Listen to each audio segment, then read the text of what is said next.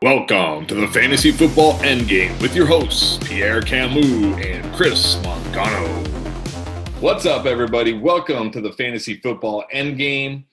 I'm Chris Mangano, and if you haven't noticed, scoring in the NFL is near or at an all-time high. Scoring in fantasy football is near or at an all-time high at every single position. But if you have the guys we're going to talk about today, you're not really getting a piece of any of that scoring. That's right. We're talking about guys that you may or may not need to be panicked about based on their start to the season. Now, before we get into that, if you're new here or if you haven't yet, make sure you hit that subscribe button and click that bell notification. We're bringing you content every single day to help you win and dominate your fantasy leagues. We're giving you the information you need to be successful and to avoid the landmines that I'm going to talk about today. So that's right. I'm talking about players that your panic level is probably at 1,000% on, because these guys have not gotten off to a great start. So with that out of the way, let's just jump right into it. And let's start with a guy. I talked about this guy last week, and I'm talking about him again, one of the biggest busts of week 4, and that's Kenyan Drake, the Arizona Cardinals running back. I said last week on my Risers Fallers, I said, if you have Kenyan Drake, don't worry. He's going to crush it against Carolina. They're terrible against running backs. Once he does, try to trade him. Well, guess what? He didn't crush it against Carolina. He flopped, and he flopped hard. Man, if you have Kenyan Drake, I'm sorry. There's just nothing you can do at this point. He's only got 5 targets total on the season, 5. That's a pace of like 16 targets for the year. That's not going to do it. And worst of all, Chase Edmonds is out targeting him 17-5. So it's not like Kyler Murray's not throwing to the running backs. Chase Edmonds has 17 targets. This is bad news for Drake. I mean, he's nothing more than a ground only RB3, no passing game work at all. So when you're rolling out Kenyan Drake, you're hoping for 16 touches, 60 to 70 yards, and then you're just praying he gets into the end zone, right? Because that's the only way he's going to pay off for you. I just don't see how you can put Kenyan Drake in your lineup at this point. There's no way if I had Kenyan Drake, I would be starting him at all until I start seeing him get more involved in the passing game, if ever. So if you got Kenyan Drake, you can't trade him now. His value's rock bottom. You can't trade him. You just got to hold him, keep him on your bench, and hope it turns around. Let's move to another running back now out there in Las Vegas, and that's the guy that I haven't really heard a lot of people talking about him as having like panic meter, and that's Josh Jacobs. And maybe that's because, he had that huge monster week 1 game, but after that, he's only put up 33 total fantasy points in the last 3 games. And here's the problem. Carolina, as we know, outside of Kenyan Drake, is getting destroyed by running backs, right? They're getting destroyed every week by running backs. So Josh Jacobs, he gets Carolina week 1, he destroys them, and everybody thinks, see, this is why we drafted Josh Jacobs in the first round, or this is why we drafted Josh Jacobs in the early second round. But then he played some real run defenses, and Las Vegas, I almost called them Oakland, Las Vegas, they've been trailing in these games, so he doesn't have that game script with him, and that's going to be a problem for a lot of the games upcoming. He's got a brutal schedule. So he's got KC in week 5, not like a great run defense, but pretty good. And you got to think Las Vegas is going to be trailing. So game script's going to be against him. Then he has his bye, and then he has a brutal stretch. He only has 3 more matchups where you feel really good about him. So I'm not saying you're going to bench Josh Jacobs because the touches are there. He's definitely getting more passing game work than Kenyan Drake. He's not getting a lot, but he's getting enough. And he can score a touchdown or 2 on any given week. So you can't really bench him, but you can't be feeling great about him if he was your RB1. Got to view him more as like an RB2 at this point. Let's turn our attention to a wide receiver, and this one stings for me, and that's Julio Jones. Man, I really, really, really, really just hope it's a hamstring issue, and this isn't the end for one of the best receivers of our generation, right, Julio Jones. But he has been dealing with this hamstring issue that I think he heard it either before or during the week 2 game. Tried to play through it, didn't do much. Obviously sat out week 3. tried to play through it last night on Monday Night Football. It didn't work. He didn't come out for the second half. He's killed you. He killed you last night. He killed you in week 2. You didn't even have him for week 3. Got to think at this point he's going to miss some games now. And then you got to wonder when he comes back, is he going to be 100%? And, with Calvin Ridley there, with Russell Gage, is he going to be the Julio we're used to seeing? So I've got Julio in one league. I'm benching him. Obviously, if he's not playing, I'm benching him. But even when he first comes back, I'm probably going to have to bench him and just see, okay, is he 100%? Is he playing all the snaps? Does he look explosive? Is he involved in the offense? Because until then, I can't trust Julio Jones. Let's go to another wide receiver. Actually, let's just stick with wide receivers because I got a bunch of wide receivers. Let's go out to Carolina, and that's DJ Moore. And this was a guy, a lot of people had him, as a wide receiver 1, a top 12 wide receiver pick in pretty much every single draft. And, man, has it not happened. I mean, not even close, right? And the big problem here, I think, is Robbie Anderson. Like, nobody really expected Robbie Anderson to be this good.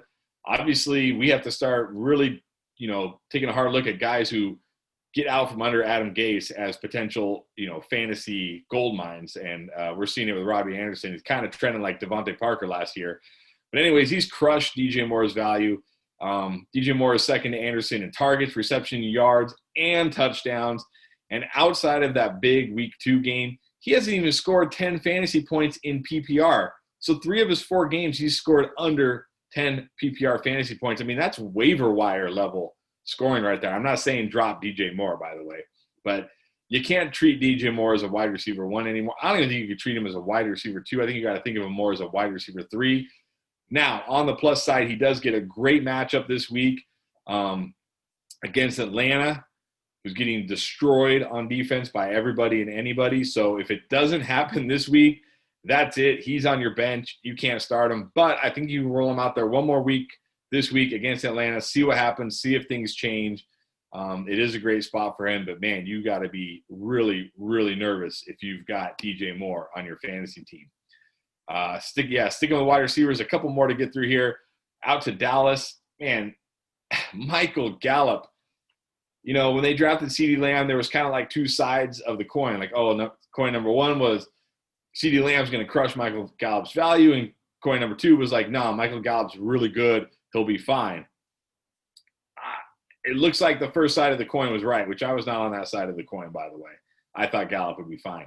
I mean, Dak Prescott just threw for 500 yards, and Michael Gallup accounted for 29 of them. 29. I mean, he's at best, he's 4th in the pecking order. He might even be 5th, right? Because you got Amari Cooper, obviously the number 1. CeeDee Lamb looks like the number 2. Zeke's going to get his. Now you got Dalton Schultz breaking out. I mean, Gallup looks like he's 5th on the totem pole, which you think with 500 yards you could support 5 guys, but apparently not when you're Michael Gallup. It would be really, really, really, really hard for me to play Michael Gallup this week. I don't think I can do it. If you are going to play Michael Gallup, I think you got to view him as a boom-bust wide receiver 4. You can't – if he's your wide receiver 2 or wide receiver 3, you're in trouble. Obviously, we know he has that big game upside, right? We saw it in week 3 where he can catch like a deep pass for a touchdown or something, but outside of that, he's not getting you much. So boom-bust wide receiver 4. And then finally, our last wide receiver – not the last guy we're going to talk about, though, but our last wide receiver out there in Indianapolis, T.Y. Hilton. Man, this is another guy. A lot of people were drafting him. I think he was going like in that, 15 to 20 range, maybe 20, 25 range. Looked like a great value, right? Phillip Rivers in town. He's going to assume the Keenan and Allen role. No, he's not. I mean, all the stars are aligned. They have no healthy wide receivers, right? They're throwing touchdowns to Mo Alley Cox. Trey Burton's getting catches. It's crazy, and T.Y. Hilton can't do anything. And here's a couple of alarming stats that I saw that were tweeted out by J.J. Zachariason today. T.Y. Hilton has not finished as a top 10 wide receiver since week 1 of 2019. So since week 1 of last season, T.Y. Hilton has not finished as a top 10 wide receiver. And over his last 9 games, he hasn't finished better than 38. And he's been outside the top 50 in 8 of those 9 games. So this is not a guy we can't look at T.Y. Hilton as that every week wide receiver 1, every week wide receiver 2 anymore. No, it's just not happening. So, again, this is another guy like Michael Gallup. I cannot start T.Y. Hilton, but if you're in a bind this week, if you're hurting a wide receiver, he does have a great matchup against Cleveland. But still, man, the risk is super, super high if you're rolling out T.Y. Hilton, that he could put up another 4, 5, 6-point game and just really derail your week. And we haven't even seen the upside, right? It's not even like the upside is there. These guys like DJ Moore and Michael Gallup and even Julio Jones, we've seen him have a big game this week. We've seen him have a 20-plus point game this week. We haven't seen that from T.Y. Hilton. So I don't even know what you're hoping for if you roll out T.Y. Hilton. I mean, you're just hoping for like a Joe Mixon week 4 miracle, basically, is all you're hoping for. And finally, let's go with a tight end. Man, this one's painful for me too, because I really like this guy and I really thought he's gonna have a bounce back year. And I mean, maybe it could still happen for him, but that's Zach Ertz. Again, this is kind of like T.Y. Hilton. All the stars are aligned, right? They have no healthy wide receivers. I mean, Greg Ward is their wide receiver 1. Dallas Goedert is hurt, so they're rolling out Richard Rodgers as their second tight end. Like, everything points to the fact that Zach Ertz should be having monster games, and it just hasn't happened. He's only topped 50 yards one time on the entire season. He's only had one PPR game with over 10 fantasy points. He's just not getting it done. I mean, you could be grabbing guys like Dalton Schultz off the waiver wires, Mo Ali Cox off the waiver wires, Robert Tonyan off the waiver wires. I mean, you could be grabbing these guys off the waiver wire and getting more points than Zach Ertz is getting you. Now, I'm not saying – I don't know if it's quite time to bench Zach Ertz, because it's not like tight end is as deep as wide receiver where, you probably have better options than T.Y. Hilton or Michael Gallup, or certainly than an injured Julio Jones. But I don't know if you have better options than Zach Ertz, especially if you haven't grabbed one of those guys off the waivers yet. So I might still roll with Zach Ertz, but my panic meter is super high. And if things don't turn around in a hurry, then you got to really take a hard look and think about benching Zach Ertz, as he's just not getting it done for you. So there you go, guys. Panic meter super high on these guys. These are guys that, are getting started every week, or on everybody's rosters pretty much. And they're killing you. They're killing you every week. So I want to know, comment below, who are some guys on your team that your panic meter is like at 1,000% on, that you're freaked out about, that you're not sure what you should do with. Comment below and I'll help you out with that. And again, if you haven't yet, hit that subscribe button, click that bell notification. If this was helpful, hit that thumbs up button. It really helps us out, helps promote the channel and grow the channel. And we appreciate all of you who are watching and supporting us. And again, we're bringing you content every day to help you win and dominate your fantasy leagues. You don't want to miss out. I hope it was helpful. I hope you enjoyed it. And I'll see you guys next time.